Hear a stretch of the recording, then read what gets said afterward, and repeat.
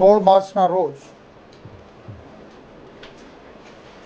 રેલવેની હદમાં એક 25 વર્ષની બેન જેના નામ સેજલ કુમારી, ઉંમર વર્ષ 25 પછીથી કન્ફર્મ થયા, એને રેલવે ઇન્જિનની સામે પડીને પોતાના જીવન ટૂંકાવ્યું હતું.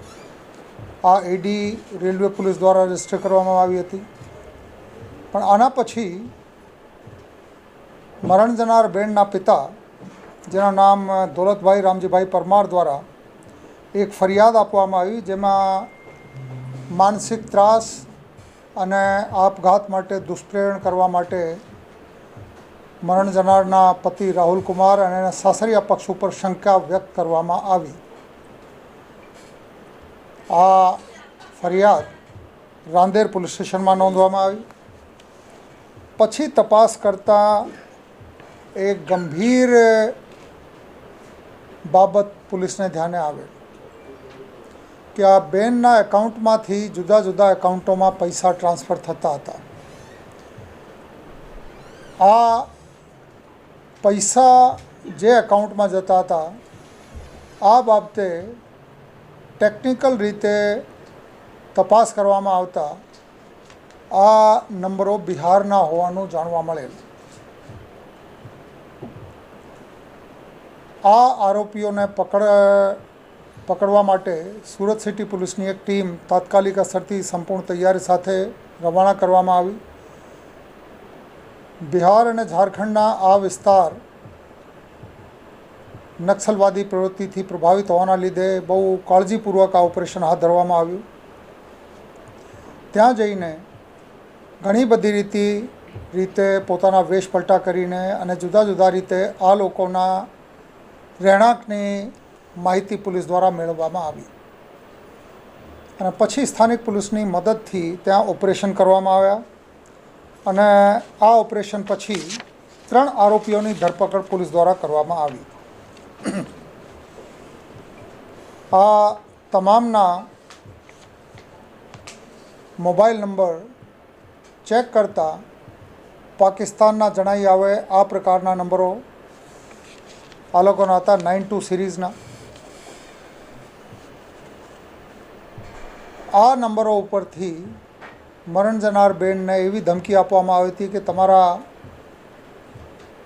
અનિચ્છનીય પ્રકારના ફોટા તમારા મિત્રોને, તમારા પરિવારના લોકોને બધાને મોકલવામાં આવશે, નહીંતર પૈસા આપો. એવી રીતે ખંડણી માંગવામાં આવી અને એવી રીતે કુલ 47,500 રૂપિયા ટોટલ આ બેનના એકાઉન્ટમાંથી 4 જુદા જુદા લોકોના એકાઉન્ટમાં ટ્રાન્સફર કરવામાં આવ્યા. જેમાં એક આરોપી છે અભિષેક, જેના ખાતામાં 6,000 રૂપિયા ગયા. બીજા આરોપી છે સૌરભ રાજ, જેના એકાઉન્ટમાં 3,000 રૂપિયા ગયા. ત્રીજા આરોપી અંકિત કુમાર, જેના એકાઉન્ટમાં 27,500 રૂપિયા ટ્રાન્સફર થયા. અને ચોથો આરોપી છે લખબીર, જેના એકાઉન્ટમાં પણ 3,000 રૂપિયા ટ્રાન્સફર થયા. એવી રીતે કુલ 47,500 રૂપિયા બેનના એકાઉન્ટમાંથી ટ્રાન્સફર કરવામાં આવ્યા. જેવી રીતે મેં અગાઉ વાત કરી, આ એકાઉન્ટ નંબરોમાં એક કેવાયસી આધારે એક નામ રોશન કુમાર કોમન જાણવા મળેલ, જેના ઉપરથી ટેકનિકલ રીતે આ તમામ તપાસ ડીસીપી ઝોન 3ની આગેવાની હેઠળ રાંદેર પીઆઈ અને એની ટીમ દ્વારા કરવામાં આવી. જે બેંક એકાઉન્ટના આધારે જે સરનામાવાળી જગ્યા નક્કી થઈ, આ આરોપીઓને ત્યાં પકડવું સહેલું નહોતું. પરંતુ ઇન્ટરેસ્ટિંગ વસ્તુ આ પણ જાણવા મળી કે આ લોકો પોતાના ઘરેથી આ ટેલિફોનિક કોલ નહોતા કરતા અને આ બેનને કેવી રીતે ફસાવવામાં આવ્યા કે એના ફોન નંબર ઉપર એને ઓફર કરવામાં આવી કે કોઈ પણ ડોક્યુમેન્ટ વગર તમને સસ્તું લોન આપવામાં આવશે. પછી એની પાસે એક ફોર્મ મોકલવામાં આવ્યા અને આ ફોર્મમાં કેટલાક કોલમ હતા, જેમાં તમામમાં accept accept accept accept accept, હું સ્વીકારું છું, આ તમામ શરતો ઘણા બધા લોકોના મોબાઈલ ઉપર આ પ્રકારની આવે છે અને લોકો બેદરકારીમાં આ તમામ વસ્તુઓ એક્સેપ્ટ કરી લે છે અને આ એક્સેપ્ટ કરતાની સાથે એના એકાઉન્ટ નંબર, એના ફોનના ડેટા અને આ તમામ આ આરોપીઓના હાથમાં આવી જાય છે. પછી આ બેનના ફક્ત ફેસના ફોટો એના લેવામાં આવ્યા અને એને થોડા મળતા આવતા શરીરના આ નગ્ન પ્રકારના ફોટાઓ મોર્ફિંગ કરીને, ટેકનિકલ રીતે મિક્સિંગ કરીને આ ફોટાઓના આધારે ધમકી મોકલવામાં આવી અને એના થોડા મિત્રોને આ ફોટા મોકલવામાં પણ આવ્યા દબાણ બનાવવા માટે, જેના લીધે આ બેન આ લોકોને ધાક ધમકીના વશમાં આવી ગયા. પોલીસમાં ક્યારેય વાત કરી નથી. આમાં વારંવાર સાયબર સંજીવની અને બધી અમારી જે સાયબર અવેરનેસની જેટલી સેમિનાર છે, જેટલી વર્કશોપ થાય છે, જેટલા સ્કૂલ કોલેજોમાં જઈએ છીએ, તમામ જગ્યાએ વાત કરી છે કે આ પ્રકારની પરિસ્થિતિથી બચવા માટે શું કરવાનું અને કોઈ ભૂલથી ફસાઈ જાય તો તાત્કાલિક સાયબર સેલને અને સ્થાનિક પોલીસ સ્ટેશનને જાણ કરવાની. આ પ્રકારના ગુનેગારોને તાબે થવાની જરૂર નથી.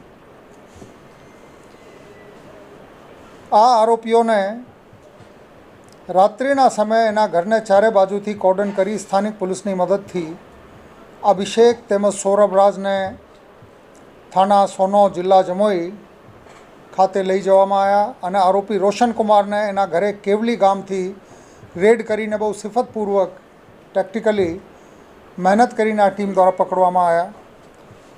આ આરોપીઓ પાસેથી laptop, printer, keyboard, mouse, fingerprint machine તેમજ 15 જેટલા આધાર કાર્ડ અને આરોપીઓના મોબાઈલ નંબર નંગ 3 મળી કુલ 51,000 રૂપિયાની મત્તાનો મુદ્દામાલ રિકવર કરવામાં આવ્યા છે.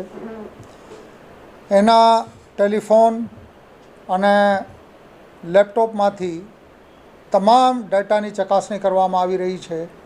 પ્રાથમિક રીતે એવું જણાય છે કે આ લોકો ભારતમાં જુદા જુદા રાજ્યોમાં જુદા જુદા લોકોને એવી રીતે શિકાર બનાવતા હતા અને પૈસા પડાવવાની આ ગંભીર ગુનાહિત પ્રવૃત્તિ આચરતા હતા. આ લોકોને જમોઈ બિહાર કોર્ટ ખાતે રજૂ કરી ટ્રાન્ઝિટ રિમાન્ડ મેળવી અને પછી અહીં લાવવામાં આવ્યા છે અને આરોપીઓની સઘન તપાસ અત્યારે ચાલુ છે. ધન્યવાદ.